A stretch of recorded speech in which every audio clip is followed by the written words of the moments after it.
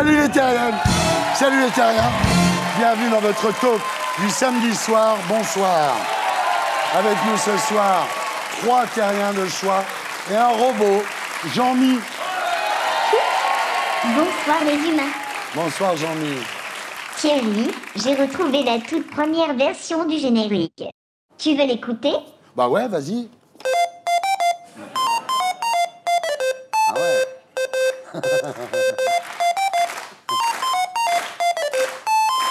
Bravo. Il est génial ce robot. Je l'adore. Il me regarde bizarre. Ah ouais? Oui, il fait peur. Et avec Jean-Mi ce soir, Anouchka Delon. Est-ce qu'Anouchka Delon va bien? Anouchka Delon va très bien. Est-ce qu'Anouchka Delon est heureuse d'être parmi nous ce soir? Anouchka Delon est très heureuse d'être parmi vous ce soir. En tout cas, je voudrais remercier Anouchka Delon de nous honorer de sa présence. Et Anouchka Delon vous remercie aussi de la recevoir. Et voilà, et nous parlerons de la pièce que vous interprétez à la Michaudière, Hibernatus. Et avec Anouchka ce soir, Garou. Garou, bonsoir. Bonsoir. Vous êtes ici ce soir pour nous présenter votre nouvel album, un disque de chansons de Noël. C'est vraiment l'esprit de Noël. D'ailleurs, avec ce disque, vous garantissez 30% de disputes en moins le soir du réveillon. Et Patrick Timsit.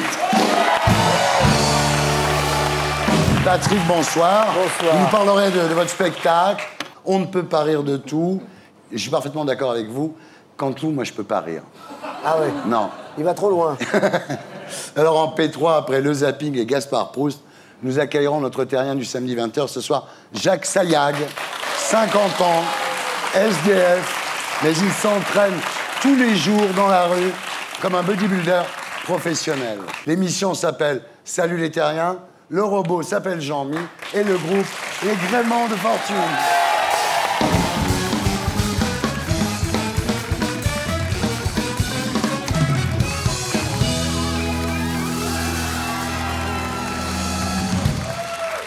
Garo, bonsoir.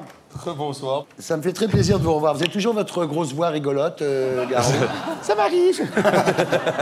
Garou, c'est incroyable. Il peut faire jouir les femmes rien qu'en disant « Bonsoir, je suis Garou ». Au Resto du Cœur, on le voit tout de suite. Hein. Ça marche, ouais. Quand il monte sur scène. Ouais. Alors, Garou, c'est sans doute à cause de cette voix que vous aviez été choisi l'an dernier pour présider le jury des Miss France. Mais quand le Téléthon vous a appelé cette année, vous avez dit « Il n'y a pas photo, il faut que j'y aille, quoi ». Exactement. Ouais. Pour moi, c'était un honneur de pouvoir parrainer cette aventure que j'avais fait souvent en tant qu'artiste invité. Ouais. Ça s'est bien passé. Et ça s'est très bien passé. Vous n'êtes pas trop fait rouler sur les pieds, ça va? Je danse mal moi-même. Alors, l'an dernier, le parrain, c'était Patrick Bruel. Cette année, il était parrain des Miss France. Et vous avez collecté 90 millions d'euros, c'est-à-dire beaucoup plus que lui. Parce que j'ai fait un plus gros chèque que lui. Ouais. Et question gonzesse, vous avez ramassé plus que lui? Je pense que c'est probablement lui cette année. Ah ouais? Qui Au Miss l'emporte. France, c'est plus facile. Hein. En tout cas, c'est bien le Téléthon, ça fait de l'argent pour les maladies rares. Pour votre voix, peut-être qu'on peut trouver. Et pour tous les... Pendant le Téléthon, vous avez vendu une boîte surprise qui a été vendue 12 800 €. Alors tout le monde s'est demandé ce qu'il y avait dans cette boîte surprise. Les gens pensaient que c'était une nuit de sexe avec Garou. On ne savait pas vraiment. À l'intérieur, il y avait un voyage au Québec et un harmonica. C'est-à-dire que le voyage au Québec, vous pensiez que c'était pas assez, quoi. Disons que c'est en jouant de l'harmonica, en fait, que Ouais. j'ai dit, tiens, je vais le mettre parce que je trouvais ça rigolo, je trouvais que ça nous rapprochait. Ouais. C'est comme un baiser, hein, finalement. Oh là. J'ai joué l'harmonica, je l'offre, baiser à distance. Alors, toujours dans l'humanitaire, vous participez au Resto du Cœur. Il y a encore des chanteuses avec lesquelles vous n'avez pas couché, c'est ça? C'est ça l'idée? Il y a toujours des nouvelles chaque année. Hein. Ouais. C'est dans le public. Alors, à part ça, vous avez quitté The Voice. Vous avez arrêté parce que vous finissiez par être plus connu de Dogue de Phase. Donc, c'est sûr que... En fait, c'est une super aventure, mais c'est vrai que je pense qu'une 4e saison, tu es obligé de te réinventer des phrases qui ne Ouais. sont pas nécessairement les tiennes. C'est Ouais. vrai qu'on se répétait tout le temps. Eh bien, c'est surtout parce que j'ai des beaux projets pour l'année prochaine. Absolument. J'ai envie de concrétiser. Alors, c'est Zazie qui va vous remplacer. Ouais. Il y a un an, elle disait, en parlant de The Voice, la musique n'est pas une course de voiture. Et maintenant qu'elle est dans The Voice, elle dit, ça offre une belle occasion de se faire repérer. La différence, c'est quoi? 400 000 €, non? Je sais pas. Je pense que il s'agissait de le regarder un peu, de le comprendre, Ouais. pour voir que c'était crédible et que c'était vraiment axé sur la musique Ouais. et non sur l'histoire de chacun. Alors, Garou, vous êtes ici ce soir pour nous parler de votre nouvel album, intitulé It's Magic. Alors, c'est le vrai album de Noël, hein, dans la grande tradition. Il y a eu Frank Sinatra, il y a eu Dean Martin, Bing Crosby, Harry Connick Jr. et même Phil Spector, qui a fait un album de chansons de Noël. Oui, et c'est vrai qu'ici, je trouve que c'est un manque absolu, quoi. Ouais. C'est vraiment comme un film sans la musique. C'est beau, je triste. trouve, c'est beau. Alors, nous, en France, on a une autre tradition, en fait. On s'engueule le soir du réveillon, hein. Alors, It's Magic, il n'y a que des tubes, hein. Ouais. Just hear those sleigh bells jingling, ring, ting, tingling too. Come on, it's lovely with the first sleigh ride together with you. Outside the snow is falling and friends are J'adore. calling.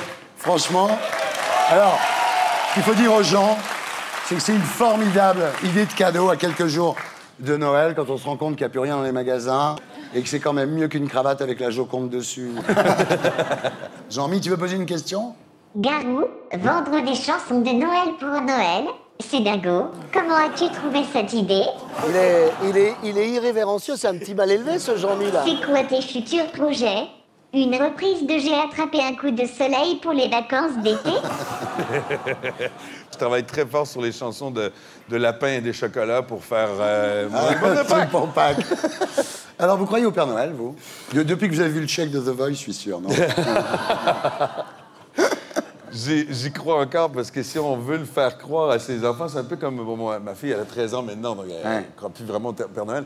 Mais pendant des années, elle me faisait croire qu'elle y croyait encore. Ouais. Moi, j'avais réglé le problème, hein. Ouais. J'avais dit, t'y crois, il y a des cadeaux, t'y crois plus, il n'y a pas de cadeaux. Il a dit, j'y crois, papa. Bien sûr. Et c'est ça. Alors, je crois, mesdames, messieurs, que Garou, Jean-Mi et les Gréments de Fortune nous ont préparé un petit cadeau de Noël. Vas-y, Garou.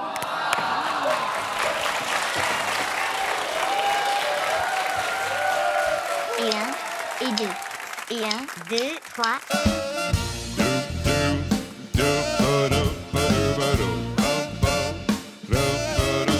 Well, I am dreaming of a white Christmas, just like the ones I used to know. May the treetops glisten and children listen to hear sleigh bells in the snow.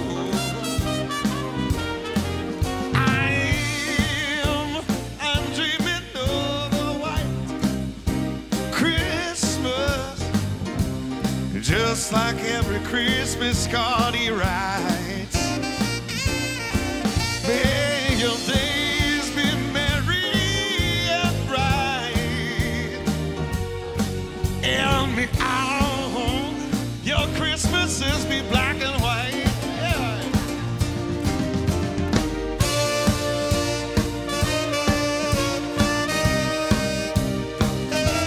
I'm dreaming with every Christmas card I write.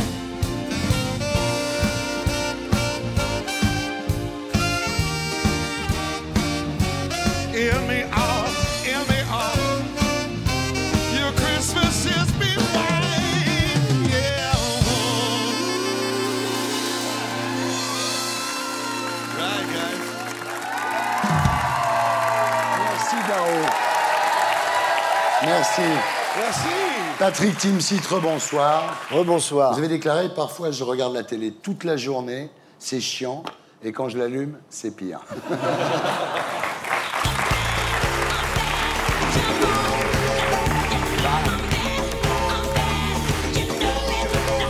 Alors, Patrick, lors de votre dernière visite dans l'émission, vous êtes un peu énervé contre Florian Philippot. Vous vous souvenez Pas de du ça? tout. J'étais très heureux. Ouais, on va voir quand même. Merci d'avoir parlé comme ça. J'avais oublié pourquoi je ne vous supportais pas. Merci. Vous avez fait Il votre le petit dit. show. Vous êtes là. Vous Non, êtes non, je ne fais content. pas du show. Petit show J'attends. facile. Attaquer le Front National, c'est tellement difficile et Non, courageux. non, j'attaque Bravo, pas le monsieur Front National, Timsit. c'est vous. Monsieur Vous êtes Timsit, bravo. formidable. Bravo. Vous avez un côté moderne. C'est vrai que vous amenez un truc et je trouve ça. Et tout d'un coup, on Alors, met je vais vous toujours un expliquer le certain principe. temps Je à crois se que vous ne rappeler pourquoi on ne vous connaissez pas. supporte pas, pourquoi je ne vous supporte pas. Ça ne me regarde que moi, vous voyez, mais il n'y a pas de show. Oui, j'étais vraiment heureux. C'est calme. Alors, Parce que je me rappelais plus. Je me rappelais plus quand je les entendais parler. Vous les entendez parler, moi je suis limite voté pour eux, vous voyez. Ouais. Et puis il m'a rappelé enfin pourquoi je ne l'aimais pas. quoi. voilà. Alors, Patrick, ce soir, pour que ça se passe bien, j'ai invité Garou. Je n'aime pas Noël. C'est un truc. C'est le mec, la rage pour rien. Et le petit con là qui est là en blanc là. Il va me dire quelque chose. Alors, peut-être Patrick, on vous voit beaucoup à la télé en ce moment pour parler de votre nouveau spectacle intitulé On ne peut pas rire de tout, coécrit avec Bruno Gassio et Jean-François Alain. Alors, vous serez du 20 janvier au 22 février au Théâtre du Rond-Point, à Paris. Alors, jusqu'où un comique peut aller pour faire rire? C'est toute la question. On regarde. On peut rire de tout, mais pas avec n'importe qui. On peut faire une bonne blague nazie, mais pas avec n'importe qui. Qu'avec des nazis. Donc, tant pis si j'en choque certains, mais on ne peut pas rire avec les nazis. Je note. Bon, bah, très bien, on continue la liste. Hein. Les handicapés. Je cherche, attendez. J'ai rien dit encore. Oh. Les handicapés, est-ce qu'on peut rire des handicapés? Oui, on peut rire des handicapés, mais ça coûte cher. Je rajoute que les nains, c'est moitié prix. Mais c'est un budget. Petit, mais un budget quand même. Alors, c'est quand même marrant que vous soyez en justice à cause des trisomiques et pas à cause de votre film L'Américain. Alors, c'est un truc, un sujet dont on ne peut pas rire, c'est de moi. Non, je J'ai vous bien précise compris. comme ça. C'est quoi cette connerie sur l'américain? Non, mais allez. Alors, avec les handicapés, vous êtes arrangé, en fait. Vous avez obtenu le droit d'avoir un macaron handicapé pour vous garer sur les places handicapées. C'est Oui. comme ça. Vous l'avez su? Oui, Non, c'est comme ça. Alors, dans votre spectacle, vous parlez pas de Dieudonné. Vous dites que ça sera un piège. Il faut pas mettre le projecteur sur lui. Et puis, on peut pas régler ça en 3 minutes dans un spectacle, quoi. Oui, non, c'est vrai qu'on fait pas un spectacle pour parler de Dieudonné, quoi. Dieudonné, vous savez ce qu'il a dit de vous, quand même. Ah, non, allez-y. Si pour des raisons X ou Y, on se retrouvait dans une ambiance des années 30, faudrait pas venir se planquer dans ma cave, Patrick. Ah ouais, ça c'est costaud. Hein. Ouais. Ça c'est en cas de retour du Troisième Reich, il veut dire. Ouais. Mais alors, je lui répondrais, franchement, Oui, je voilà. dirais, mais si à le retour du Troisième Reich, évidemment que j'irai me planquer dans sa cave. Évidemment que j'irai me planquer dans sa cave. Mais surtout, j'espère qu'il y sera dans sa cave. Oui, oui. Parce que s'il n'y est pas dans sa cave, Oui. il sera où, Diodo? Oui. Non, mais il se voit quoi? Général sous la Wehrmacht? Peut-être. Le général Dieudonné? Peut-être. Qu'est-ce qu'ils lui ont fait croire, Ouais, les petits ouais. blancs, là, qui fréquentent? Hein? Ils lui ont fait croire que Hitler, il aimait bien les noirs, mais il les aimait bien cuits. Bien Hein? sûr. Voilà. En tous les cas, vous faites rire avec la Shoah. Vous dites, Hitler nous aurait adoré, nous, les séfarades. On lui aurait dit de ne pas aller en Pologne, c'est bourré d'Ashkénazes. Il se serait emmerdé. Mais vous êtes quand même un peu obsessionnel là-dessus. Moi, je me souviens de votre premier spectacle. Vous disiez, mon grand-père a fait du cinéma. Il jouait dans un film qui s'appelait De Nuremberg à Nuremberg. Donc, comme un truc qui vous obsède quand même, non? Je me suis posé la question. Je me suis dit, tiens, mais est-ce que ça peut pas être un moment, un spectacle communautaire? Je me dis non, puisque j'égrène les sujets de la société. C'est quand la société est en fixette là-dessus. Ah oui, oui. Quand la société est en fixette là-dessus, Ouais. pourquoi j'en parlerais pas? Alors, justement, on en avait parlé dans une émission que j'animais en 1992, ça s'appelait Double Jeu. On regarde. Si tu fais du mal à la personne qui écoute, eh ben elle va te dire qu'on n'a pas le droit de rire de tout. On ne peut pas sortir une blague antisémite à des gens qui viennent faire un pèlerinage à Auschwitz. C'est pas le moment. Maintenant, ces gens-là, ils ont l'humour juif, et si tu veux leur dire des choses, eh ben attends qu'ils soient disponibles. Mais quand tu dis, par exemple, que ton grand-père a fait du cinéma, qu'il jouait de Nuremberg à Nuremberg, qu'il a fini mannequin chez Montsavon, est-ce que tu crois qu'on peut rire de ça? Je dis ça pour pas qu'on oublie. Un jour, j'ai été voir un pote Son père, il s'est occupé du film Shoah, c'est lui qui a produit, et je lui ai dit, alors, ça te fait rire? Il dit oui, parce qu'on en parle et parce que les gens n'oublieront pas. Voilà, c'était dans Double Jeu, en 1992, c'est pas d'hier. Il y a un truc quand même, moi, qui me surprend beaucoup, c'est que les gens qui nous parlent le plus de la Shoah sont souvent des juifs d'Afrique du Nord, c'est-à-dire des séfarades, alors que les juifs d'Europe de l'Est, les Ashkénazes, en parlent beaucoup moins. Pourquoi? Parce qu'ils sont moins nombreux, déjà. Oui. Non, je pense que c'est vrai qu'il doit y avoir aussi un petit complexe. Vous savez, celui de je n'ai rien subi, ou je n'ai pas souffert de la Shoah. J'étais en Afrique du Nord, comme si j'étais planqué. Mais j'étais pas planqué puisque j'y vivais. Et donc, ils en parlent encore plus. C'est vrai qu'ils sont plus religieux aussi. On dit qu'ils sont plus religieux. Mais ils sont pas plus juifs. Le juif Ashkenaz, c'est quelqu'un qui a souffert, qui a voulu mettre ça de côté. C'est difficile de lui parler de Dieu aujourd'hui, mais il est quand même très juif. Mais n'allez pas lui demander de faire kippour ou de respecter. En tout cas, il a le droit de ne pas le faire parce qu'il a trop souffert. Très bien. Est-ce que vous avez précisé aux gens quelle est la différence entre un juif Ashkenaz et un juif séfarade? C'est la même qu'entre Einstein et Enrico Macias. C'est les Ashkénazes qui disent ça des séfarades, c'est pas moi. Alors, ce qui fait... Et il y a une différence, non mais parce que qui suivent, quoi. Ce qui fait vraiment scandale, en fait, dans votre spectacle, c'est la taille de l'anus de Mimi Mathieu. Oui, parce que non, c'est vraiment pas contre elle. C'est pas contre elle. Ah, je parle pas d'elle, je parle de son trou de balle. Ça Ce qui me faisait rire là-dedans, ce qui me fait rire, et ce qui fait rire tous les soirs, c'est que je dis, non, parce que je parle des animaux nains. Faut comprendre d'où je viens. Et je dis, un animal nain, c'est vrai que, bon, je veux pas parler de trou de balle, mais tout est plus petit chez l'animal nain, sauf la taille du trou de balle. Voilà. Et je dis, c'est standard, c'est comme chez l'humain. Voilà. Et je dis, on lit partout dans la presse, Mimi Mathieu a un gros trou de balle. Et voilà, c'est pour ça. Et je dis, ce que je suis choqué, mais c'est la mauvaise foi du mec qui dit qu'on lit partout ça dans la presse. On ne peut pas ouvrir un journal sans tomber là-dessus. C'est juste pour ça. Thierry, tu as invité Garou et Timsi dans la même émission. Oui. Ce soir, c'est une spéciale Quasimodo. C'est vrai, c'est mon c'est vrai partenaire qu'on de fait tous les deux jouer Quasimodo. Quasimodo. Ouais. La bosse, monseigneur. À part que lui il disait belle, belle, et moi je disais bonne. Et on passe maintenant à notre T'es qui toi de la semaine.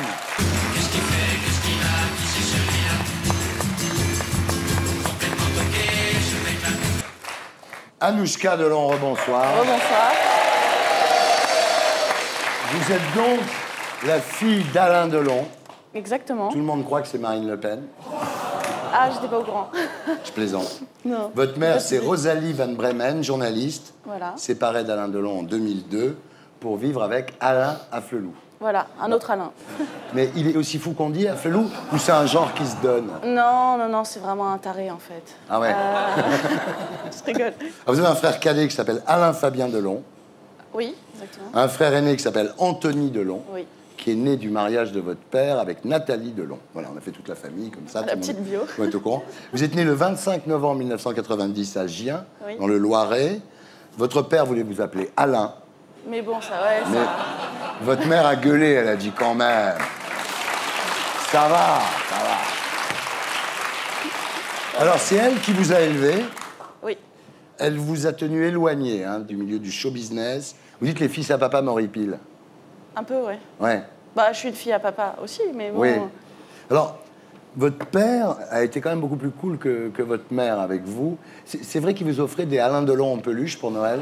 Ouais, j'en ai plein, mais je suis fan de ça en plus. En tout cas, il a chanté pour vous, votre père. Ouais. C'est très beau, on regarde. Ah non. Je t'attendais, je te voulais, et tu es là, mon amour, si près de moi.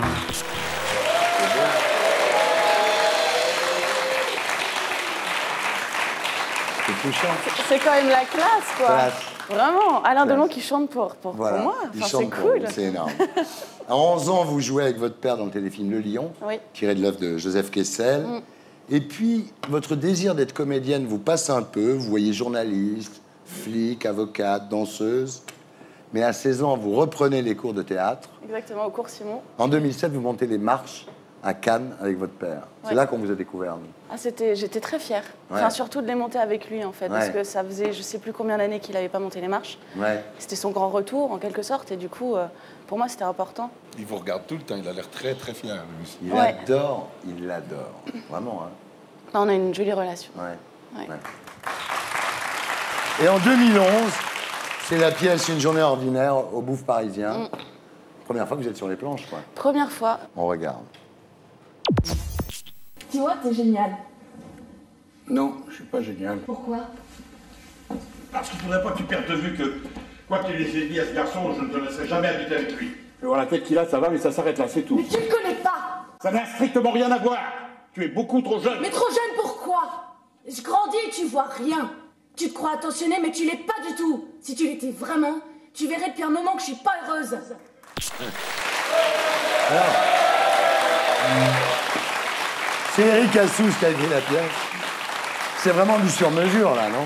La relation qu'ont les deux personnages dans la pièce, c'est de la relation que nous, on a, très fusionnelle et en même temps un peu jaloux aussi de moi, de ses compagnes ou lui de mon copain, quoi. Donc, c'était perturbant. Et le 10 janvier, c'est Hibernatus, au Théâtre de la Michaudière, avec Ingrid Chauvin et Jean-Luc Reichmann. Alors, c'est votre premier rôle, toute seule, sans papa, en fait. Ouais, là, mon père, c'est Jean-Luc Reichmann. Et ça, c'est la classe aussi. Ouais, enfin, quand même. Je préfère Alain Delon, moi. Alors, c'est quoi le pitch? C'est l'histoire de Hubert de Tartas, donc joué par Jean-Luc Reichmann, qui vit avec sa femme Edmé, et qui découvre, en fait, on a découvert dans un bloc de glace un homme qui s'avère être l'ancêtre d'Edmé. Et cet homme arrive, on essaie de lui faire croire que rien n'a changé. Voilà, en fait. exactement. On lui fait croire qu'on est encore en 1914. Voilà. Comment va Alain? Bien. Il a eu un problème de santé il y a pas longtemps. Il y a des maladies qui osent s'attaquer à Alain Delon. Eh ben oui. Non, mais c'est dingue. Oui, mais il se laisse jamais avoir. Hein. Il se laisse jamais abattre. Non. Quand même, c'est Alain Delon. C'est Alain Delon. Il a donné le nom à la maladie. Alors, il a eu aussi des problèmes d'opinion politique. Il a déclaré que l'homosexualité était contre nature. Et là, vous vous êtes désolidarisé de lui. Hein. Je voulais juste souligner qu'on ne pensait pas forcément la même chose. On a quand même un gros écart générationnel. Donc, du coup, on pense vraiment pas. C'est son côté Hibernatus à Alain Delon. Voilà, c'est ça. Exactement. Et depuis qu'il a vendu sa collection d'armes, vous avez moins peur de lui maintenant. J'ai jamais eu peur de lui. Il le sait? Il a plus peur de moi que moi de lui. Hein. Oh là là! Oh oh! Je suis sûr que ma fille dirait la même chose. C'est horrible, les mots. On vous mène par le bout du nez quand même, les pères, un peu. Oui, je sais, hein, bon. Ça c'est sûr, oui, ça c'est vrai.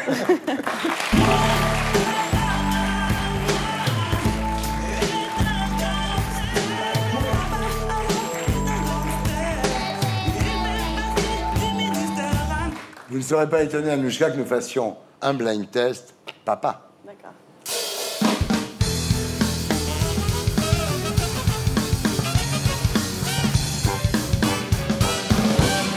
Il y a papa dans le titre, ou père, et tout le monde peut répondre, évidemment. Attention, Didier, l'interprète. Ah, Madonna. Madonna, bravo. Papa dans le titre. Attention, Didier. Papa was Rolling Stone. Oui, mais c'est qui? Temptation. Ouais.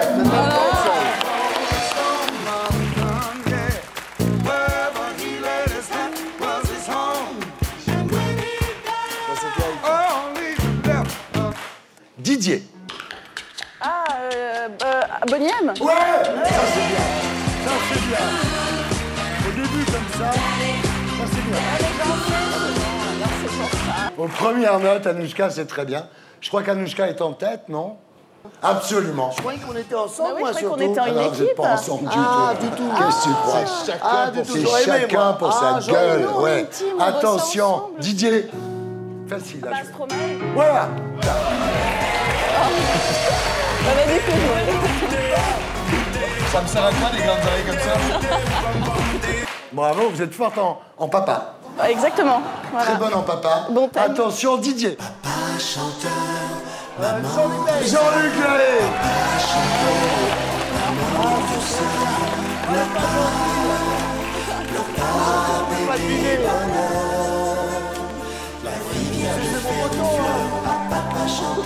J'ai tourné avec eux, moi, Star 80, je les connais tous. Moi. J'avais dit d'ailleurs, j'ai dit, mais je peux pas avoir quand même sur mon répertoire le téléphone de Jean-Luc Lahaye, j'ai pas fait ce truc comme ça, quoi. C'est navrant, quoi. Et vous avez De Niro? Non, j'ai Jean-Luc Lahaye, c'est vrai. C'est mal. Je l'ai dit, hein. On est devenus très potes, hein. Et maintenant, mesdames, messieurs, dernière chanson, attention, je veux qu'on trouve à la première parole. Didier. Ah, God bless the child.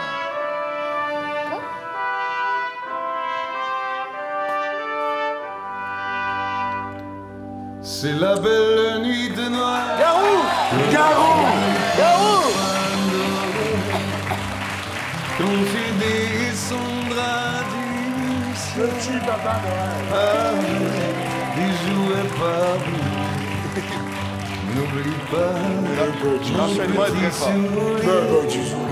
mais avant de partir, il faudra bien te courir dehors. Tu vas avoir si froid.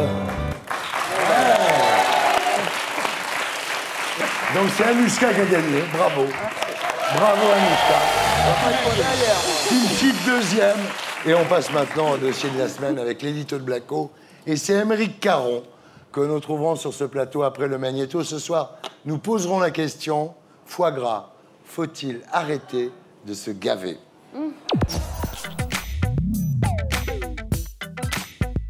Pour 80% des Français, le foie gras est le plat incontournable des fêtes de fin d'année, devant le saumon et la bûche de Noël. Pourtant, chaque année, les militants cherchent à nous dégoûter du foie gras en diffusant des films qui montrent les mauvais traitements infligés aux canards lorsqu'on les gave.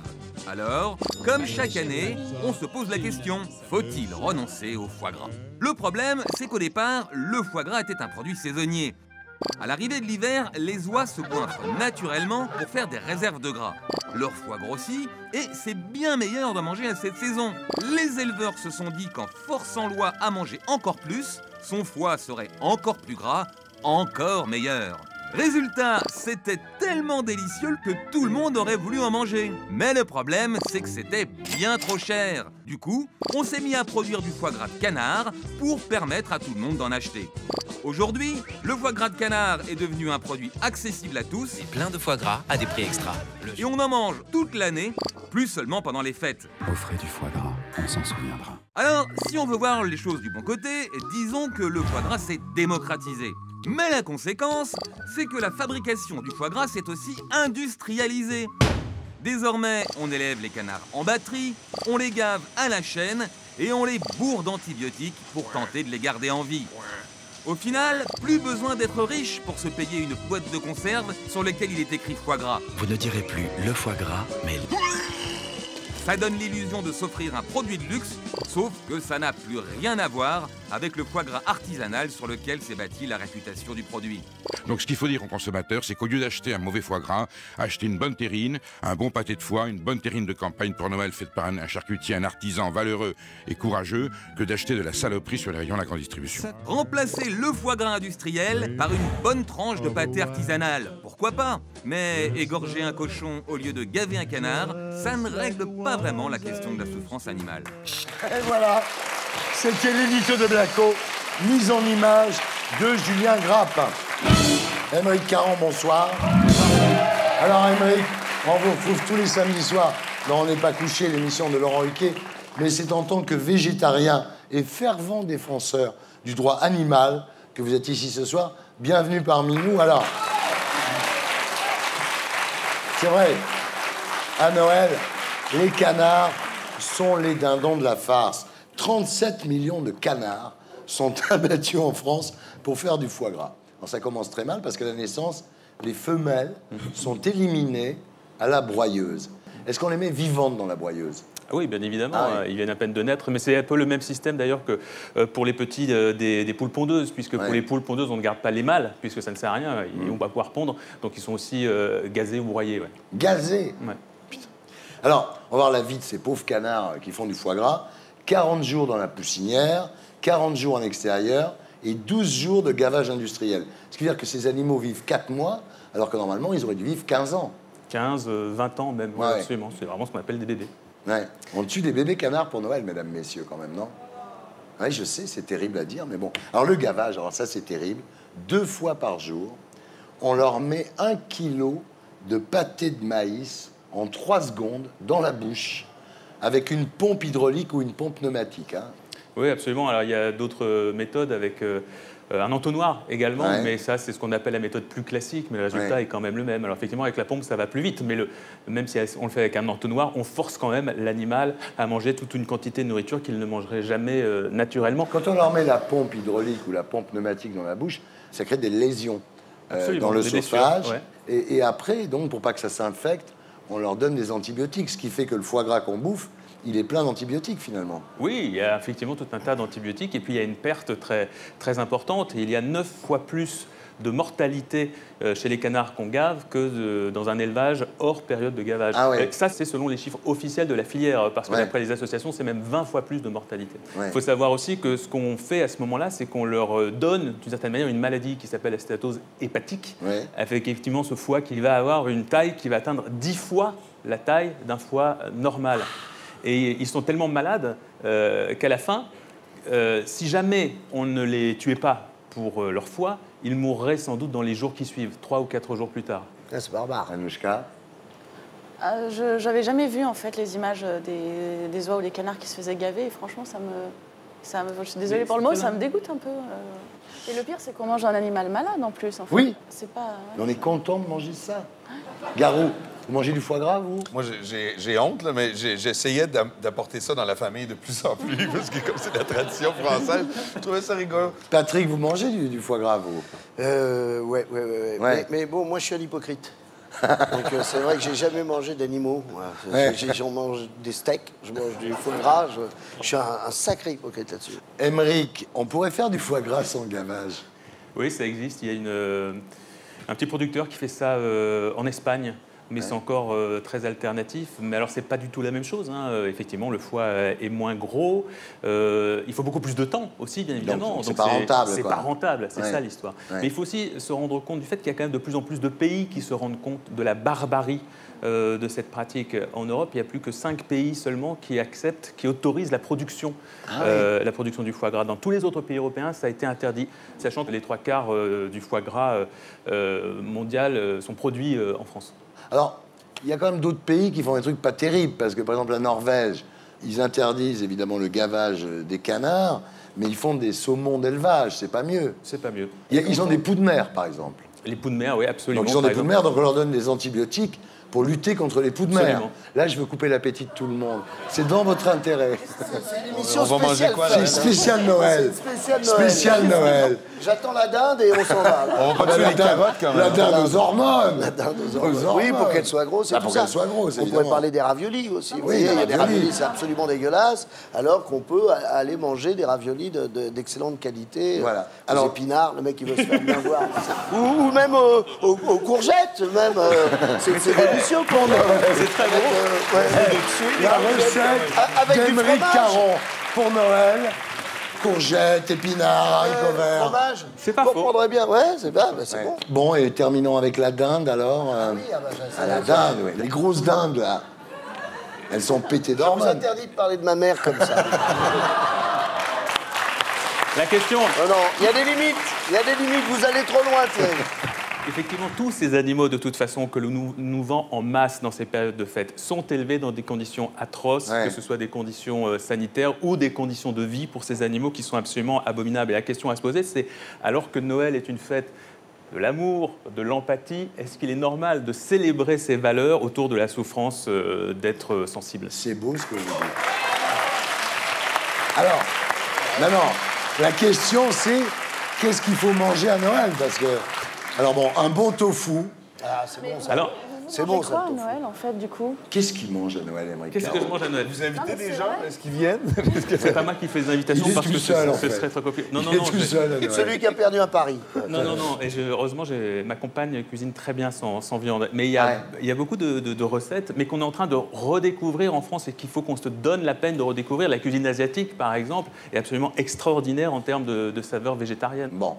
Vous avez mangé quoi à Noël, Anouchka, vous? Ah bah moi, de la dinde, du foie gras, si. Hein. Ah ouais. Il y a un truc qui est bien, c'est de manger les huîtres vivantes aussi. Mais après, on mange plus rien aussi. Hein. On devrait manger paraît que les huîtres, vivants. il paraît que les huîtres, c'est pas un problème. Il paraît que les huîtres n'ont absolument aucune capacité de sensibilité. Mais il faut manger des choses. Attendez, non mais c'est important. Mais c'est vrai, on peut manger des huîtres. Il paraît que oui. Alors vous savez, parce qu'il y a des tas d'espèces sur lesquelles on est en questionnement. Oui. Parce qu'on cherche, on essaie de découvrir. Oui. On sait par exemple que, ça il faut le donner aussi comme information, tout ce qui est crabe, langouste souffre en revanche. S'ils sont ébouillantés. Ça, il faut le savoir. Oui, bah oui. Mais en ce qui concerne les huîtres, a priori, ça elles bon, ne les souffrent pas. Garou, vous mangez du caribou? Si, on en a de l'excellent à mon resto à Montréal. Et là-bas, je vais le manger. J'aimerais bien goûter du caribou, moi. Et on a aussi le cipat, qui se fait avec des viandes de gibier, en fait, de lièvre, perdrix. De la biche. Et de la biche, ouais, de l'orignal. Le Bambi Burger. Vous mangez des Bambi Burgers?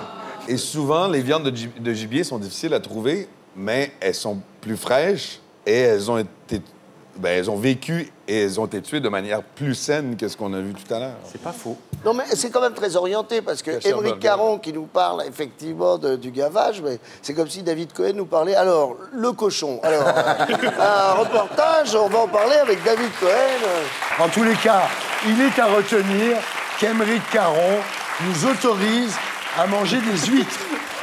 Très important. Émeric, merci d'avoir été avec nous. Plaisir. Jacques Sayac, bonsoir.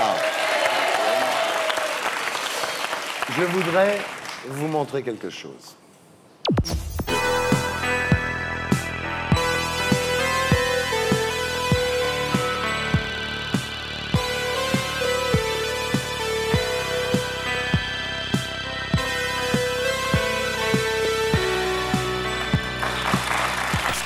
Eh oui, le SDF bodybuilder, c'est lui.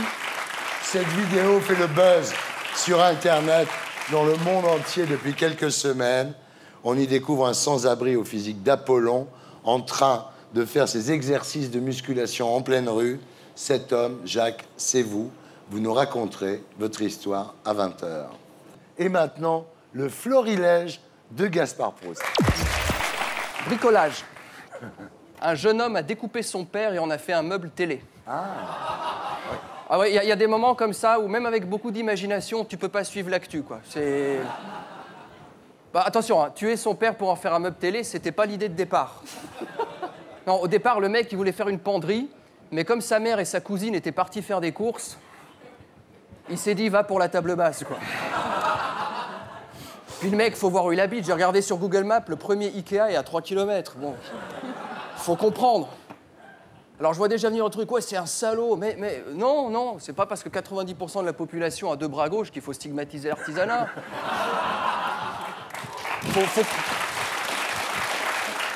Natalité, un couple de lesbiennes porte plainte contre la banque de sperme parce que leur enfant est métis. Ouais, c'est ça, absolument. Alors bon, moi je comprends ça, je comprends, t'imagines, c'est le genre de situation où tu risques d'accoucher d'un tennisman qui va terminer chanteur. Ouais. Pistorius, ça n'a aucun rapport, on s'en fout. Alors tout le monde se souvient de Pistorius, c'est le type qui a détruit tout le capital de sympathie que les handicapés avaient hérité du film Intouchable. Alors le seul axe de défense de son avocat, ça a été « Oui, madame la juge, en prison, ses jambes, elles vont sonner au portique de sécurité tout le temps. Hein. »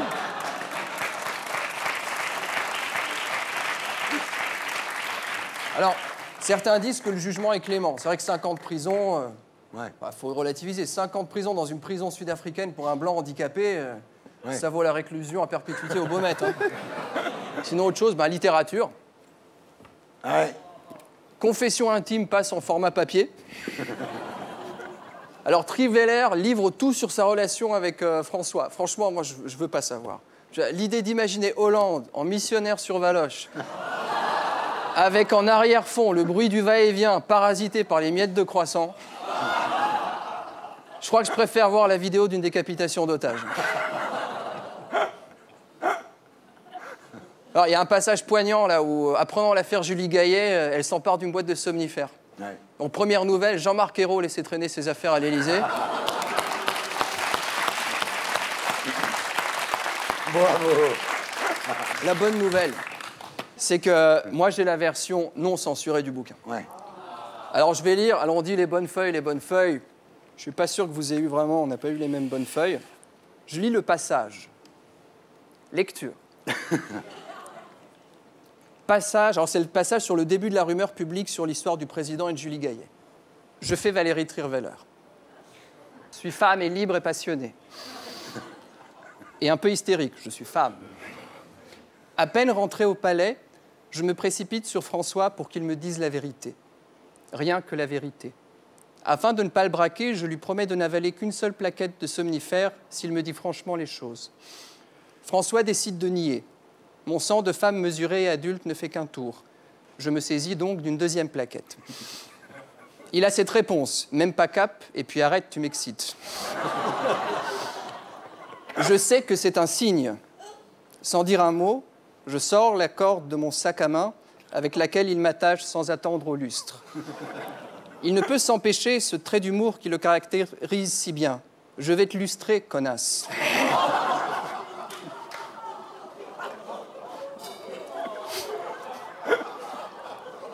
Pour préserver notre intimité et éviter que l'aile gauche du palais n'entende mes cris, je mords à pleines dents dans le dernier livre de Jacques Attali.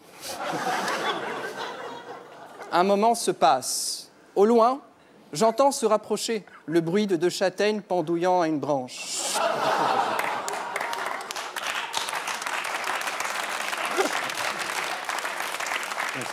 Je sais ce qui se prépare. Je connais mon François. Devant ma croupe offerte, il hésite, au centre ou à gauche. À peine ai-je le temps de me faire cette réflexion que, subrepticement, à petits coups, je sens déjà sa brioche balayer mes vertèbres basses et ses fines gouttelettes de sueur hydrater mes épaules. Tu le sens, mon Maurice Thorez, me susurre-t-il. C'est alors que j'oublie tout. Julie Gaillet, mon code PIN, ma liste de courses et ma dignité. C'est beau. Alors, pas belle la vie? C'était le florilège de Gaspard Proust que vous retrouverez ici la semaine prochaine. Et d'ici là, sur canalplus.fr. On passe maintenant à notre terrien du samedi 20h.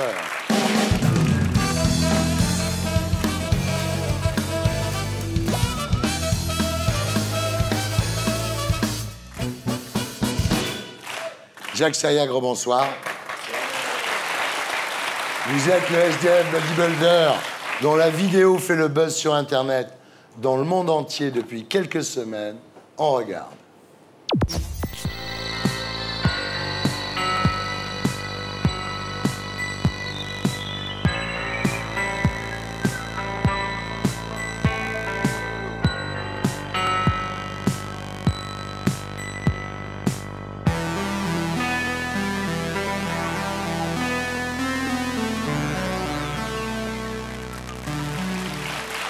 Alors voilà, Jacques, vous vous exprimez pour la première fois.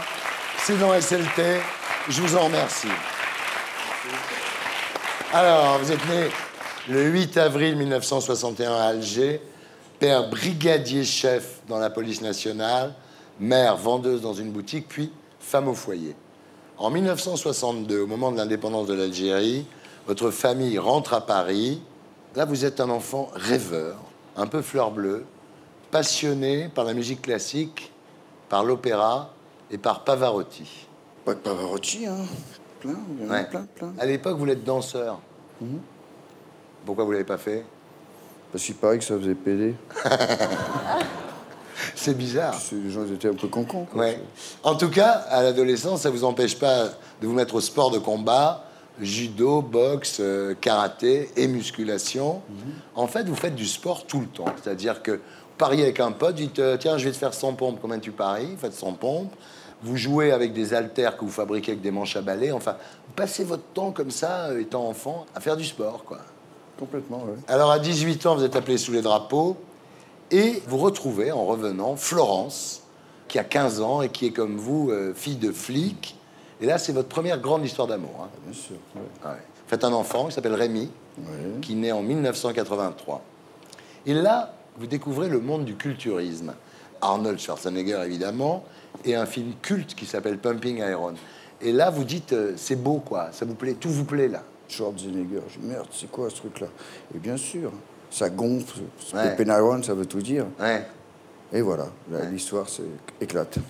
Alors, à l'époque, avec Florence, vous faites les saisons. C'est-à-dire, l'été, vous êtes sur la Côte d'Azur, et l'hiver, vous êtes à la montagne. Jusqu'au jour où vous décidez de vous poser quelque part. Et là, vous conduisez la bagnole, et Rémi, qui est encore un bébé, dit Marseille, Marseille, Marseille. Une chanson de Johnny dans la voiture. Mais l'aventure, c'est l'aventure. Moi, j'ai dit Marseille, Nice. Marseille. Marseille. Ouais. Vous installez à Marseille. Alors, le problème, Jacques, c'est que vous êtes extrêmement généreux. Et à l'époque, vous ramenez beaucoup de SDF à la maison. Vous leur ouvrez non seulement la porte de votre foyer, mais aussi la porte du frigidaire et aussi votre porte-monnaie. Et là... Et trop mon cœur, ce qui fait que ça faisait souffrir les gens que je devais aimer à ce moment-là. Ouais. Et là, Florence s'en va quand même. Hein. Elle a raison. Et là, vous commencez à déconner. Vous prenez de la dope. Un rail de coke, un rail de brode. Et voilà, après, ça va très vite. On croit tout bien faire. Et happé. Alors, Laurence, c'est votre deuxième histoire d'amour. Hein. Elle a du pognon. Quand on aime, on compte pas. Et là, c'est la grande vie, quoi. Vous payez toute la dope que vous voulez, quoi. Je travaille beaucoup, je gagne beaucoup de sous. Et elle est assez aisée. Mais aisée entre guillemets. Hein. Ouais. C'est une femme magnifique, une grande dame. Et voilà, et puis ça va très très vite. Je lui donne tout, elle me donne tout. Mais j'aurais mieux aimé rien lui donner, me casser, que de lui donner ce que j'ai donné. Parce que... Mais l'amour était vrai. Alors, au milieu des années 90, vous remontez à Paris. Et là, le retour de bâton est assez violent. Lors d'un test de dépistage du sida, vous découvrez que vous êtes malade. Ça veut dire que toute votre vie, vous allez vivre avec la trithérapie à partir de là. Oui. Vous dites, ce jour-là, j'ai pris un TGV dans la gueule quand même. Bah, je crois que c'est un peu normal. Ouais. Donc après, c'est essayer d'être plus fort que la maladie dans tous les sens du terme. Alors à Paris, vous faites les marchés, vous achetez des stocks de bijoux que vous revendez aux puces de Saint-Ouen. Mais vous êtes cassé à l'époque quand même par la séparation avec Laurence. Complètement. La consommation de drogue s'accélère. À un moment, vous prenez plus de 2-3 grammes d'héros par jour, non? Je suis plus à l'héroïne, synthétique. Là, j'arrive à Paris. Et là, il y a le crack, la coke. Vous avez pris du crack à l'époque? Ah ouais? Je lui dis par là, oui. C'est hard, c'est hard. Pas plus hard qu'une bonne coque. Elle a très bonne coque, très bonne. Alors voilà, donc vous êtes défoncé comme un ouf. Mais je vais travailler tous les matins. Dans des pipes shows. C'est-à-dire que ce qui est extraordinaire, c'est que vous allez rue Saint-Denis à Pigalle, vous baisez sur des scènes de pipe show. Mais comment vous arrivez à bander en prenant de l'héros, vous? Alors là, vous avez fait la demande de la réponse, monsieur Ardisson.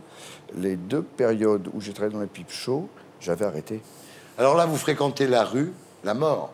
C'est-à-dire que dans ce milieu de la dope, il y a des matins, vous dormez dans la rue, vous vous réveillez, il y a un cadavre à côté de vous, il y a des portefeuilles ouverts. Enfin, c'est quand même... Oui. Mais vous survivez dans ce milieu où les coups de couteau sont faciles. Il y a 2 solutions, monsieur Ardisson. Vous êtes un loup et vous mettez en horde. Vous êtes un loup solitaire, vous avez des sous, on vous respecte, on vous vole pas le portefeuille. J'ai eu cette chance. Purée. Parce que des fois, tu dis, Jacques, t'arrives avec 2 plaques, on a envie de te tuer. Ah. Bien sûr, dur. Et un jour, votre fils Rémi se décide à vous secouer. Il vous demande d'arrêter. Il vous dit, il faut que tu décroches de la dope, papa. Et là, vous lui dites, tu as raison. Je vais arrêter tout seul. Et lorsque j'aurai réussi, je reviendrai te voir. C'est pas beau, ça? Et vous le faites. C'est ça. Ça vous prendra des années, quand même. Hein. Ah, je me scotche au plafond. Je suis dans un appartement. Quand je dis à tout le monde, j'ai arrêté, tout le monde croit que j'ai pas arrêté parce que j'ai l'air encore plus défoncé. Mais vous avez arrêté comment? Vous avez pris de la méthadone? Vous avez pris quoi? Rien. Si, après, j'étais chez les médecins, j'ai piétiné, j'ai titillé, mais dans l'ensemble, la démarche était gagnée. Après, ça a été des anxios et puis somnifères. Vous êtes fort. Alors, pendant votre rédemption, vous prenez contact avec une association de séropositifs à Montpellier. C'est comme ça que vous rencontrez le 3e grand amour de votre vie, Nathalie.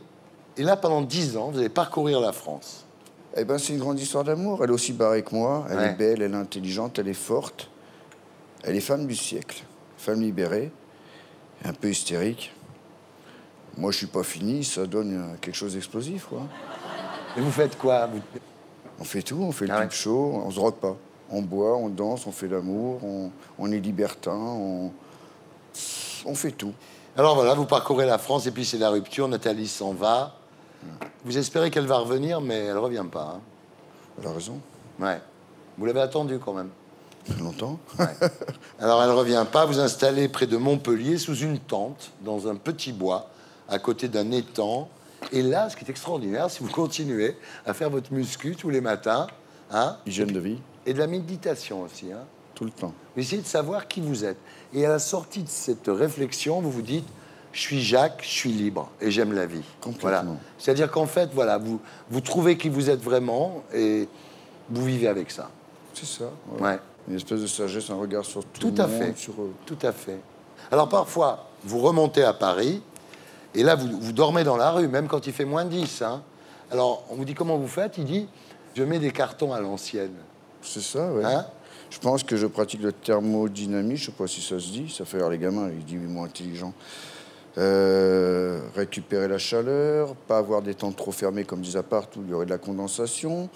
Faire mon sport, c'est quand même faire circuler le sang. On a la maladie du siècle, c'est une mauvaise circulation du sang. Et puis le bodybuilding et du sport à part entière. Voilà, et un regard des gens un peu halluciné. Ah bah oui, parce que vous faites du bodybuilding dans la rue, vous utilisez le mobilier urbain, c'est-à-dire les grilles, les lampadaires. Vous devenez une espèce de personnage assez populaire. Les gosses viennent vous voir, ils vous touchent les biscottos, ils disent non, il est costaud, Jacques.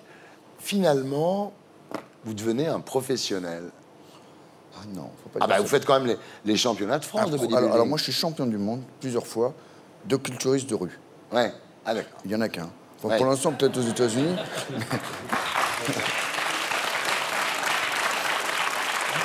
Alors, en fait, le problème, c'est que vous n'avez pas revu votre fils Rémi depuis 10 ans. Et là, il y a quelques mois, un petit film sur vous, dans la rue, déclenche un énorme buzz sur Internet. 3 millions de vues en quelques jours dans le monde entier. Et les journalistes de partout vous appellent, des gens de Russie, de Pologne, du Japon, de Thaïlande, d'Espagne. Même Schwarzenegger a relayé la vidéo sur sa page Facebook. Excusez-moi, ça me fait un peu... J'hallucine, quoi. Ouais, mais c'est vrai. Ah ouais, c'est vrai, ouais. Et Rémi finit par vous voir, évidemment. Il finit par tomber sur la vidéo. Alors, il vous a invité, Rémi, à passer Noël en Alsace. Et en fait, vous hésitez parce que vous vous dites, putain, il a des gosses, je vais pas arriver les mains vides. C'est un monsieur à Montreuil qui m'a expliqué, il me dit, Jacques, si tu vois pas tes enfants, mais à un moment, il faut que tu réalises que c'est une bonne quête. Ne les vois pas, mais quand tu le vois, il faut que vous soyez en face pour les petits-enfants. Ouais. Un père qui veut dépasser son fils ou un fils qui veut dépasser son père, ça donne des mauvaises synergies. Alors là, je vais le voir, il m'a vu, il peut dire, papa, tiens un con sur ça ou pas. Je n'ai jamais dit non à mon fils, moi aussi. Ouais. Et c'est le bonheur. Il a quelque chose à vous dire, en fait. Eh ben tiens, ça tombe bien, je voulais te glisser un petit message, papa. Je voulais dire que franchement, waouh, quel parcours, ce que tu as accompli, c'est juste démentiel. Quelle forme physique, je suis juste sidéré de ce que j'ai vu sur cette vidéo. Je voulais aussi te dire que quoi que tu penses, je suis fier de toi, qu'on n'a qu'une seule vie, qu'il faut la croquer à pleines dents, qu'on est de passage sur cette terre, qu'il faut y aller à fond, quoi. Donc j'espère sincèrement te voir pour Noël. En plus, j'ai coupé des grosses bûches de bois, là, j'arrive pas à les porter tout seul, j'ai des tout petits bras, donc j'ai besoin de toi pour m'aider à les emmener, là, pour allumer un petit feu le soir du réveillon. Donc voilà, trêve de plaisanterie, on t'attend tous, je dis bien, parce que tes petits-enfants, ma femme, moi, pour passer un super réveillon à tes côtés. Donc voilà, je t'aime et puis à très vite. Ciao, bye bye.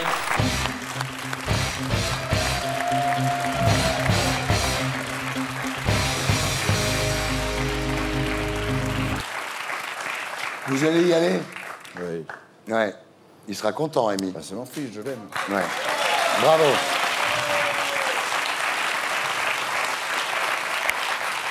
Voilà.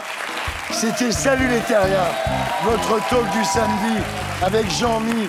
N'oubliez pas, le sac à sapin d'handicap international, ça coûte 5 €. Vous faites une bonne action. Merci à tous ceux qui m'ont aidé à faire cette émission. Salut les terriens!